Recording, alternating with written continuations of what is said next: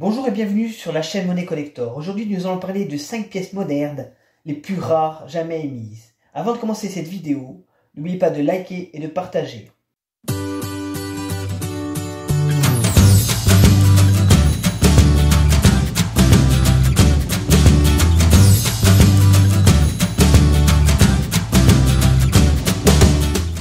Aujourd'hui, nous parlons donc des 5 pièces modernes en francs les plus rares jamais émises, en commençant par la 1 franc Graziani, émise en 1943, dont la cote peut atteindre 15 000 € en fleurs de coin. Cette pièce en aluminium vaut une fortune. La 1 franc Graziani, émise en 1943, a un poids de 1,80 g, un diamètre de 27,10 mm, le métal c'est de l'aluminium et le degré de rareté c'est du R3. Sur l'avers de cette monnaie, on retrouve le buste drapé de la République aux cheveux courts, de profil gauche, coiffé d'un bonnet phrygien orné d'une cocarde tricolore. Sous une couronne de blé, chêne et olivier nouée par un ruban. À droite, on retrouve la signature Morlon. Sur le revers, on retrouve au centre la valeur 1 franc, en dessous le millésime 1943, encadré par les différents. Le tout entre deux cornes d'abondance symétriquement opposées. Cette pièce a été émise à 4400 exemplaires. Il est à noter que le style de la Marianne sur ce type est beaucoup plus sévère, beaucoup plus dur que sur les 1 franc Morlon classiques. La cotation de cette monnaie est de 1 500 € en état B, 3 000 € en état TB, 4 500 € en TTB, 6 000 € en SUP et 8 500 € en SPL. Une pièce en fleurs de coin pourrait coûter plus de 15 000 €. Mais le métal étant très friable, il est très dur d'en trouver dans des qualités au-dessus de TTB. La deuxième pièce est la pièce de 20 francs Turin 1939, dont la cote en fleurs de coin pourrait atteindre les 20 000 €. Les pièces de 20 francs Turin en argent ont été émises de 1929 à 1939. Elles ont un poids de 20 g, un diamètre de 35 mm, le métal c'est de l'argent 680 mm, le graveur c'est Turin et le degré de rareté c'est du R3. Sur l'avers de ces monnaies, on retrouve la tête de la République aux cheveux courts sur son profil droit, coiffé d'un bonnet phrygien et lauré. En dessous, on retrouve la signature P. Turin et de chaque côté les mots République française. Sur le revers, en haut, on retrouve la valeur 20 francs. En dessous, on retrouve le millésime 1939. Et en dessous, la devise de la République, liberté, égalité, fraternité. Le tout encadré de chaque côté par 2 épis de blé verticaux. Cette monnaie a été frappée à 447 763 exemplaires. La cote de cette monnaie est de 2 500 € en TB, 4 500 € en TTB, 7 500 € en SUP, 12 000 € en SPL. Si cette monnaie existait en fleurs de coin, elle pourrait valoir dans les 20 000 €. La troisième pièce est la pièce de 50 francs Guiraud 1950B qui, si une pièce en fleurs de coin existerait, pourrait atteindre facilement les 50 000 €.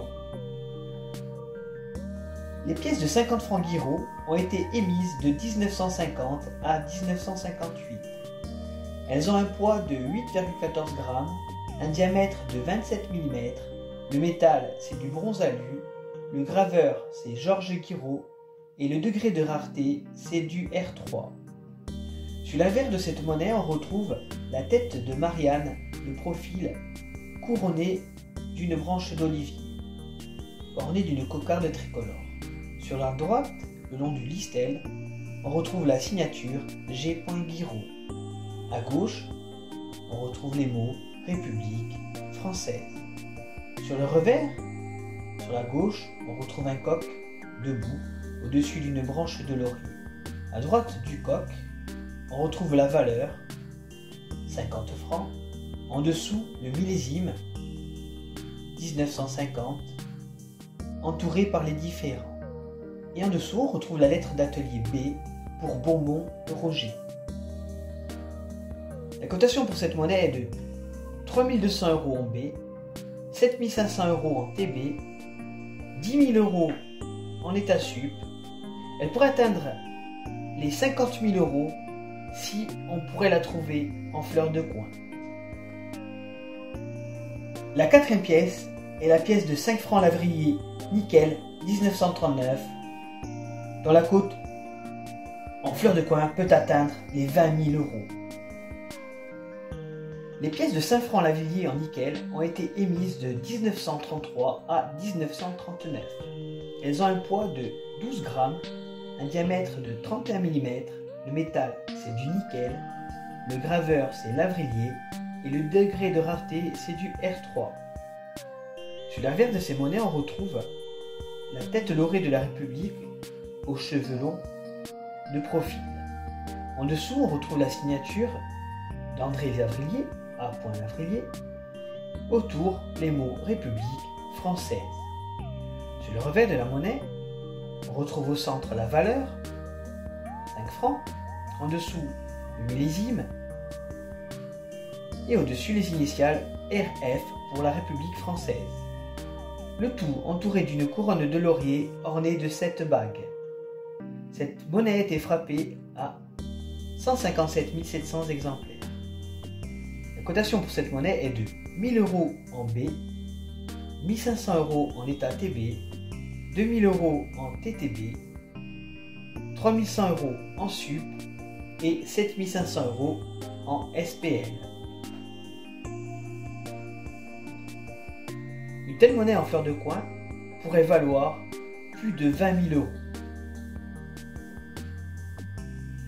La cinquième et dernière pièce de ce classement est la 5 centimes 1921, dont une pièce en fleur de coin pourrait largement dépasser les 20 000 €. Pièces de 5 centimes Daniel Dupuis 1921 ont un poids de 4,69 g, un diamètre de 25,06 mm, le métal c'est du bronze, le graveur c'est Daniel Dupuis et le degré de rareté c'est du R3.